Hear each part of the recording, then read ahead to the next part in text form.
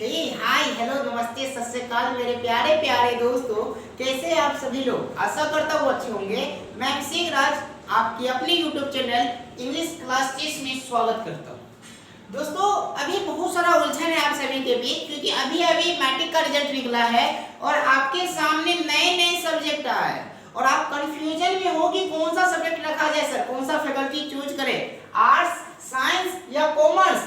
Sir, arts science तो जानते भी है, 10th में था कि मैथ साइंस पढ़ते थे और आर्ट्स पढ़ते थे। एसएसटी को आर्ट्स बोलते थे हम लोग। लेकिन कॉमर्स क्या है, तो नया सब्जेक्ट है, कैसे पहचाना है, कैसे क्या करें सर, थोड़ा सा बताएं जरूर। तो वो टेंशन नहीं लेना है, अभिषेक राज आ गया है आपकी इस वीडियो में। सभी प्रॉब्लम का सॉल्यूशन इस वीडियो में मिल जाएगा, डोंट वरी। आइए देखते हैं वो मैट्रिक 10th के बाद क्या रखे, आर्ट्स, साइंस, कॉमर्स। देखिए, पहली बात हम आपको ये बताएंगे कि आपको डरना नहीं है और नहीं घबराना है और नहीं दूसरों की बात में आना है। हमें जिस प्रकार आपका रिजल्ट आया है, आपने जो मेहनत किया उस मेहनत का फल भगवान दिया है आपको। और यदि आपका रिजल्ट बहुत अच्छा आया है तो भगवान ऐसे ही आपको रिजल्ट देते रहे और आप अपनी सफलता को पाए। भगवान से यही दुआ रहेगी मेरी। तो आपसे ये रिक्वेस्ट है बाबा कि जिस प्रकार आपने मेहनत की उस प्रकार आपका रिजल्ट ही मिला। तो आपको आपने क्या पढ़ाई, जो लोग बोल रहा था पढ़ाई कर रहे थे, नहीं, आपने देखा नहीं मुझे पढ़ना है पढ़ना है पढ़ना है, पढ़े तो मुझे रिजल्ट इतना अच्छा आया। उसी प्रकार आपको अपने आप को देखना है, क्या मैं इस योग्य हूँ, क्या मैं ये कर सकता हूँ, क्या मेरे परिवार की आर्थिक स्थिति इतनी अच्छी है। तो ठीक है, पहले समझिए क्या है। देखिए, आप जो मैट्रिक करते हो तो मैट्रिक में हम लोग आर्ट्स साइंस कंबाइंड करके पढ़ते हैं, जिसमें एसएसटी में आप पढ़े होंगे। एसएसटी में 5 सब्जेक्ट रहता हुआ, history, geography, economics, history, geography, economics, civics, political science. ठीक है, ये 5 सब्जेक्ट होते हैं एसएसटी में। लेकिन क्या होता हुआ, जैसे आप 12th करोगे, इंटर करोगे, 11th 11th में जाओगे, इंटर में जाते हो, आप जानते हो ना 11th में 11th और 12th को क्या बोलते हैं हम लोग, इंटर बोलते हैं। ठीक है, वो क्या बोलते हैं, इंटर बोलते हैं। तो यहाँ पे क्या होता है, इसका फुल फॉर्म इंटरमीडिएट होता है, इंटरमीडिएट, लेकिन हम लोग उसको शॉर्ट फॉर्म में इंटर बोलते हैं। ठीक है वो। तो कहने का क्या तात्पर्य है मेरा कि मैट्रिक जैसे ही करोगे तो करने के बाद हमारे सामने आता है आर्ट्स, साइंस, कॉमर्स। ठीक है हुआ। तो आर्ट्स को हम लोग हिंदी में बोलते हैं आइए। सुने, हम लोग जब बच्चे थे ना, वही 7-8 में, तो हम लोग की माँ बोलती थी, मालूम है उसका बेटा आइए में है। हम लोग सोचते आइए को कत्ती पढ़ाते थे आइए।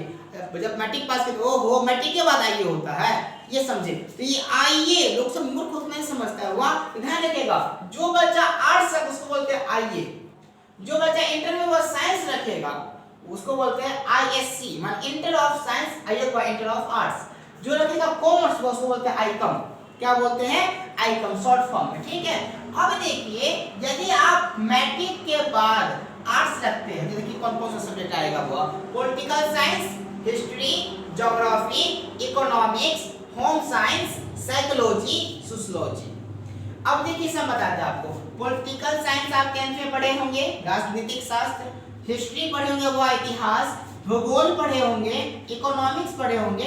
और ये जो 3 सब्जेक्ट है, होम साइंस, साइकोलॉजी, सोशियोलॉजी, ये आपके नए सब्जेक्ट हैं जिसे आप जानते नहीं हैं। मैं बता देता फिर होम साइंस को हिंदी में गृह विज्ञान बोलते हैं। इसका पूरा डिटेल वीडियो हमारे YouTube पे होगा, जाकर देख लीजिएगा। माने गृह विज्ञान को हम लोग जो है ना, घर से संबंधित अपने बाल बच्चों का पालन पोषण, घर का खर्चा मेंटेन करना, इन सभी के बारे में हम अध्ययन करते हैं होम साइंस में। साइकोलॉजी का हिंदी होता है मनोविज्ञान। मनोविज्ञान में हम लोग मानसिक माने बुद्धि से संबंधित जितनी भी जानकारी होती है वो हम लोग साइकोलॉजी में पढ़ते हुए। ठीक है, हिंदी में क्या बोलते हैं, मनोविज्ञान। तीसरा हुआ सोशियोलॉजी, उसको बोलते हैं सामाजिक शास्त्र। समाज में जो भी घटनाएं घटती है उसके बारे में जो हम अध्ययन करते हैं उसको वो सोशियोलॉजी कहते हैं। ठीक है। अगर आप इंटर में साइंस रखोगे, गौर करना बात समझते हैं, इंटर में अगर आप साइंस रखोगे तो आपको आईएससी लोग आप क्या कहलाएंगे, आईसी, मान हम क्या रखे थे, आईसी रखे भैया। ठीक है, आईसी कर रहे हैं, आपका कौन सा फैकल्टी हो जाएगा, साइंस हो जाएगा। तो वह साइंस में 4 सब्जेक्ट आते हैं, फिजिक्स, केमिस्ट्री, बायोलॉजी, मैथ।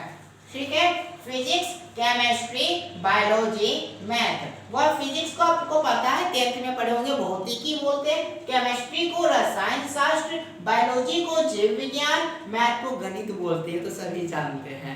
और इसमें 99 ठोके होंगे बहुत सारे बच्चे। इस बार रिजल्ट बहुत अच्छा रहा ना, जैसे लगा था हमारे कोचिंग से भी 420 गया है और कहीं कहीं तो 450 भी गया है, तो ऐसा रहा है। तो वह कहने का तात्पर्य जो जितना पढ़ेगा उसका मार्क्स उतना आएगा। हम नहीं बोलते कि पढ़ाई सभी टीचर पढ़ाते, कोई भी टीचर आपको पढ़ाएगा, मार्क्स आप लाओगे, सर एग्जाम में नहीं जाने वाले हैं, तो मार्क्स लाना आपका काम है। जब पढ़ोगे तो मार्क्स आएगा।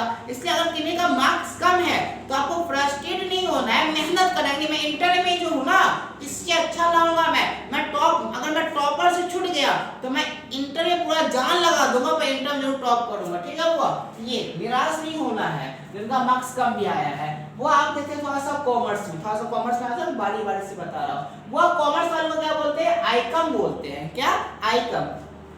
तो देखिए इसमें आपको अकाउंटेंसी आता है, अकाउंटेंट जिसको बोल सकते हैं। इसमें ये मैथ तरह का ही होता है, जिस प्रकार मैथ है उसी प्रकार अकाउंटेंट होता है। बिजनेस स्टडीज, बिजनेस के बारे में, बिजनेस में कैसे पढ़े, क्या क्या पढ़े ताकि बिजनेस हमारा आगे बढ़ सके, इन सभी के बारे में आपका एक सब्जेक्ट होता है बिजनेस स्टडीज। तो सब इकोनॉमिक्स, ठीक है, अर्थशास्त्र इसमें पढ़ना पड़ेगा आपको। अब वह फोर्थ कॉमर्स से जब रखोगे तो आपको अनिवार्य रूप से भाषा के रूप में इंग्लिश भी रखना पड़ेगा, अनिवार्य रूप से। क्योंकि आप जानते हो आई कॉमर्स जो रखता है बैंकिंग वाले रखते हैं। ठीक है, यदि आपका सपना है कि सर बैंकिंग, बैंक मैनेजर बनना चाहते हैं, सर बैंक में हम जॉब लेना चाहते हैं, व्हाटएवर, यदि आप बैंकिंग करना चाहते हो तो आप कॉमर्स रखो।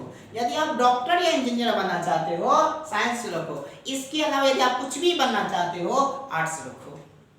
समझ में आया? तो फिर से देखते हुआ, यदि आप बैंक में नौकरी पाना चाहते हो कॉमर्स, इंजीनियर या डॉक्टर साइंस, और इसके अलावा कुछ भी आर्ट्स। ठीक है, ये नहीं कि लोग बोले को वैल्यू नहीं है पागल है, मूर्ख है आप, पूरे मूर्ख हो। आप 10th मैट्रिक पास किए हो, आपका मार्क्स इतना अच्छा है, आप बुद्धिमान हो गए हो।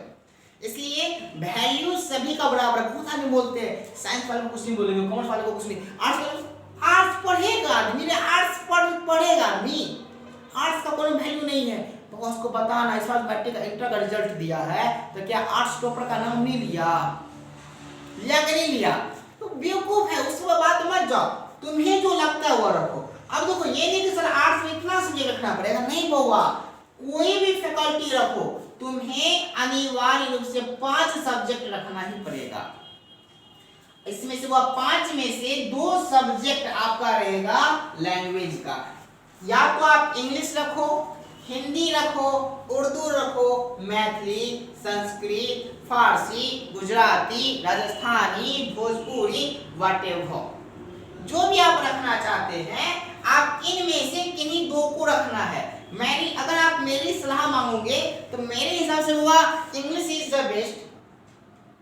मैं जानता हूँ यदि आप बहुत सारे बच्चे 10th इंग्लिश नहीं पढ़ते, क्यों? क्योंकि वह 10th में क्या होता है ना कि मार्क्स नहीं जुड़ता है, हम बहुत सारे बच्चे इग्नोर कर देते हैं। पर मैं बताता हूँ बुआ, यदि आप कितने भी पढ़े लिखे हो, यदि अंग्रेजी पढ़ने नहीं आती तो आप पढ़ लिख के भी अनपढ़ कहलाओगे, चाहे आप साइंस रखो, कॉमर्स रखो या आर्ट्स रखो।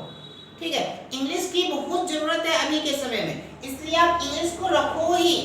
ठीक है, चाहे आप जिस फैकल्टी में जा रहे हो, लैंग्वेज ग्रुप में, हाँ सेकेंड लैंग्वेज जो आपको अच्छा लगता है, चाहे हिंदी रखो या मैथिली रखो, तो मुसलमान भाई है तो उर्दू रखो, पंडित बाबू है तो संस्कृत रखिए। ठीक है, सेकेंड लैंग्वेज आपके ऊपर है, लेकिन इंग्लिश आप रखिए। ठीक है, ये हो जाएगा। तो क्या समझे, 5 में से 2 सब्जेक्ट हमारा लैंग्वेज हो जाएगा। आपके ऊपर डिपेंड है जो लैंग्वेज आप चुनना चाहते हैं, लेकिन 2 रखना ही पड़ेगा। और इसमें से आपको कोई 3 सब्जेक्ट क्या करना है, चूज करना है।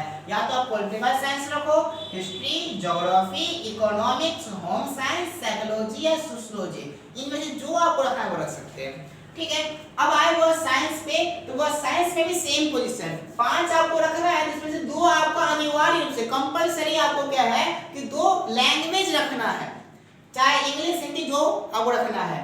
इसके बाद फिजिक्स, केमिस्ट्री, बायो, मैथ, इस चारों में से किन्हीं 3 को चुनना है। अब देखिए थोड़ा सा बताता हूँ आपको, इसमें थोड़ा सा डिटेल कर देता हूँ। देखिए वो अगर कोई बच्चा मैट्रिक में मैथ पढ़ने में उसको बोरिंग लग रहा था, मैथ समझ नहीं आ रहा था, तो वो बच्चा क्या कीजिए, आप मैथ को इग्नोर कीजिए, फिजिक्स, केमिस्ट्री, बायो कर लीजिए। और देखिए इसके बाद वो हम लोग जो है ना 5 सब्जेक्ट के अतिरिक्त एक एक्स्ट्रा सब्जेक्ट आता है, तो आप यदि आप एक्स्ट्रा में रखना चाहते हो तो मैथ कर लो, और नहीं किन्हीं बच्चों से मैथ ही बहुत अच्छा लगता है, बायो जो है हम एक्स्ट्रा रखना चाहते हैं। देखिए ये दोनों मैथ या बायो दोनों में से आप एक ही एक्स्ट्रा रख सकते हो। ये फिजिक्स केमिस्ट्री कंपलसरी आपको रखना ही पड़ेगा साइंस में, ठीक है। तो या आप फिजिक्स केमिस्ट्री मैथ रख लो, बायो को एक्स्ट्रा कर लो। आप एक्स्ट्रा में कोई नहीं रखना चाहते मत रखो, कोई तीन इसमें से कोई तीन चूज कर लो, हो गया साइंस, ठीक है। दो हो गया आपका लैंग्वेज। कॉमर्स से होगा अकाउंटेंसी रखना ही पड़ेगा, बिजनेस स्टडीज रखना पड़ेगा, इकोनॉमिक्स रखना पड़ेगा, इंग्लिश रखना पड़ेगा। एक ऑप्शन है कोई और लैंग्वेज जो आप रखना चाहते हो, लैंग्वेज रखो या कोई और, जैसे कंप्यूटर साइंस रख सकते हैं आप, ठीक है। Computer science, physical education, painting, music, whatever जो भी आपको सब अच्छा लगता है कोई आप एक रख सकते हो उसमें, ठीक है। कॉमर्स से समझ में आ गया होगा। देखिए ये मैंने समझाया आपको।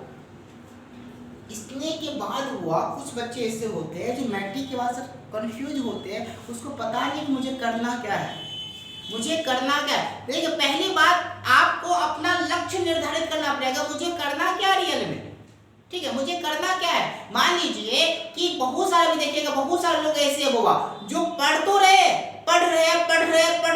और उसको नौकरी नहीं मिल रही है। वजह क्या हुआ, उसको पता ही नहीं है मुझे करना क्या है, खाली पढ़ता जा रहा, क्या करेगा पढ़ के, ठीक है। तो कहने का मतलब मेरा ये है कि आप पहले अपना एक लक्ष्य बनाओ कि मुझे करना क्या है, करना क्या है। मुझे डॉक्टर बनना है क्या, मुझे इंजीनियर बनना है, मुझे टीचर बनना है, मुझे बैंकिंग में जाना है, या बस मुझे सक्सेसफुल आदमी बनना है।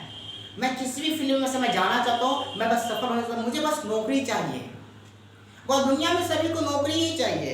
यदि आप इंजीनियरिंग अगर मैंने बहुत सपना है मुझे इंजीनियर बनना है तो पॉलिटेक्निक कर लो ना। मैट्रिक के बाद कहीं जा रहे हो इंटर करने के लिए, पॉलिटेक्निक का कोर्स कर लो 3 साल का, फॉर्म निकलेगा, अभी पॉलिटेक्निक का तैयारी करना शुरू कर दो, पॉलिटेक्निक निकाल लो, आराम से इंजीनियरिंग कहला गया, चल गया इंजीनियरिंग में।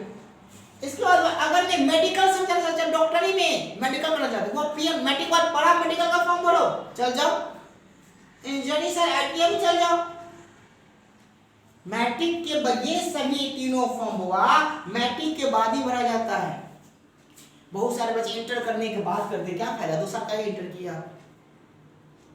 हाँ एनआईटी करना है, आईआईटी करना है, तब इंटर जरूरी है। तो ये सब बहुत टफ एग्जाम होता है, पर नथिंग इज इम्पॉसिबल, कुछ भी असंभव नहीं है। यदि वो आप में वो करने की जज्बा है तो आप कर सकते हैं, पर ध्यान रहे कि आपको अपने परिवार की स्थिति को ध्यान में रखना है। बहुत सारे, अब मैं अपनी कहानी थोड़ा सा बता दूं कि देखिए मैं जो इंटर में किया था वो मैं साइंस से किया था, इंटर ऑफ साइंस किया था, जिससे मेरा मैथ मेन था। मैं बायो नहीं रखा था, बस मैं मैथ रखा क्योंकि मुझे बायो थोड़ा सा अजीब सा लग रहा था, सबका अपना अपना सोच होता है, तो मुझे बायो पसंद नहीं था, तो मैं मैथ रखा।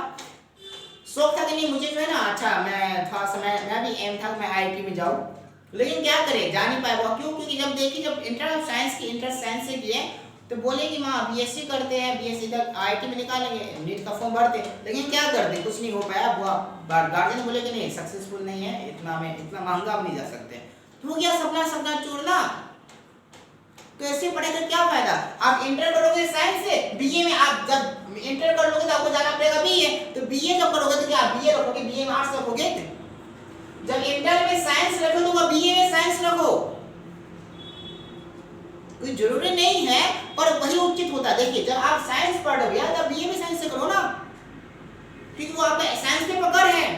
आप इंटर किए आर्ट्स से, ठीक है बीए करो, क्योंकि आर्ट्स में पकड़ है, बीए में भी आर्ट्स आ गया, ठीक है। एक चीज पे कोई आदमी बेस्ट होता है, जैसे मान लीजिए मेरा आपके YouTube चैनल का नाम क्या है, अभिषेक राज इंग्लिश क्लासेस, तो वो मैं इंग्लिश में बहुत अच्छा नॉलेज दे देता हूँ, विश्वास नहीं YouTube में जाकर देखिए, और मैं बहुत जल्दी लाने वाला हूँ सीरीज, एक वीडियो आपको मिलेगा। और यदि आप 12th स्टूडेंट है, यदि इंग्लिश रखे हैं तो आप हमारे YouTube चैनल पे जाए, प्लेलिस्ट में एक वीडियो को देखिए, बड़ा ही अच्छी तरह से समझाया गया, और मैं बहुत जल्दी आ रहा हुआ एक सीरीज का पूरा कोर्स मैं आपको YouTube चैनल पर करा रहा हूँ, ठीक है। आशा करता हूँ ये वीडियो आपको बड़ा ही अच्छा लगा होगा। किसी प्रकार का कंफ्यूजन हो तो कमेंट करें, और पसंद आया तो वीडियो को लाइक जरूर करना है, दोस्तों के साथ शेयर करें, और चैनल पर पहली बार आए हैं तो सब्सक्राइब करना बिल्कुल ना भूलें, ठीक है। इसी के साथ मैं आपका दोस्त अभिषेक राज आपका स्वागत करता हूँ तहे दिल से। जय हिंद, जय भारत। और एक जाते जाते एक बात बोलना चाहूँगा, देखिए जिंदगी में चाहे जितना भी गम हो आपके पास, चाहे आपके पापा मम्मी आपकी हमेशा अच्छा ही सोचेंगे, तो अपने पापा मम्मी को कभी निराश नहीं करेंगे। हम ऐसा काम कभी नहीं करेंगे बुआ जो पापा मम्मी जो हम पे आशा लगाए हैं हम उनकी आशा भरोसा को तोड़ेंगे। ठीक है, आप बहुत अच्छे इंसान हम जानते हैं। जो भी इस वीडियो को देख रहे हैं ना वो समझदार ही इंसान होंगे, तभी तो देख रहे हैं। तो इतना टिकटॉक ही जय जयकार होता है। तो आप अपने मम्मी पापा का भरोसा नहीं तोड़ेंगे, मुझे विश्वास है। और कितना भी गम हो हंसना नहीं भूलिएगा, क्योंकि वो हंसना हर एक दुख का हर एक गम का दवा है। ठीक है, and thank you for watching my video. जय हिंद जय भारत।